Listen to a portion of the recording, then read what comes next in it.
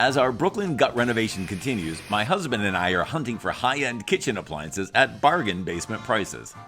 This week we're heading over to Staten Island, where a guy has a brand new GE Monogram counter depth fridge for sale in a storage unit. His ad said he bought a bunch of stuff from a kitchen showroom and he wants to sell them cheap.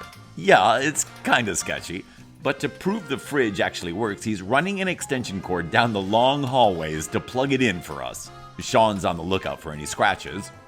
Okay, it works, and it's just what we've been looking for. We want our fridge to be the same depth as our countertop, and those can be super expensive. Sean's been on the hunt for a counter depth Sub-Zero, but he couldn't find one used that we could afford. So when this new GE Monogram popped up, he jumped. I hope it doesn't tilt over on the way. So do I. And now we have to drive this baby 30 miles down the shore to store it in our Asbury Park garage until our Brooklyn kitchen is ready. But there was a perfect height loading dock at the storage unit, and here in Asbury Park, we don't have that. So we called ahead and we asked our neighbors for a hand lifting it down. But because it weighs 640 pounds, they quickly went into professional bear mode and built us a ramp from the wood they had on hand. He's screwing it into the pavement to stop it from shifting. So smart. Then, when it's time for all four of us to move it, I prop my camera up over here. Oh, and one more thing we discovered.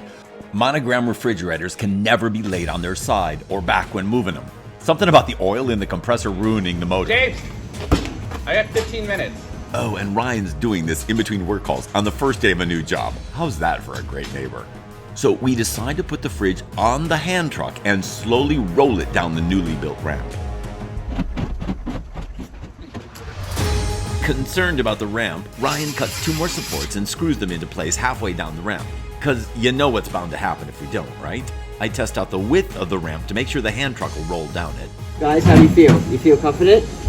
No? Confident a bit. Then we abandon that idea and decide to muscle this 640-pound monster down to the pavement on its back.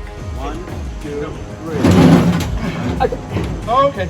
You guys okay? You called it on your end. Wait, we have to move it away from the ring. Go that way. Yeah. It's working. It is working. Slowly but surely. Is it on the ground yet? It's on the board. Very Now. That was fun. Wow. Congratulations. Then we wheel it into the garage where it'll stay until our Brooklyn kitchen is ready. That's one of the hardest pieces I've ever had to move. Oh, and the ultimate test, turn it on. A week later, we're back in Asbury Park and we're dying to know if we bought a lemon or lucked out.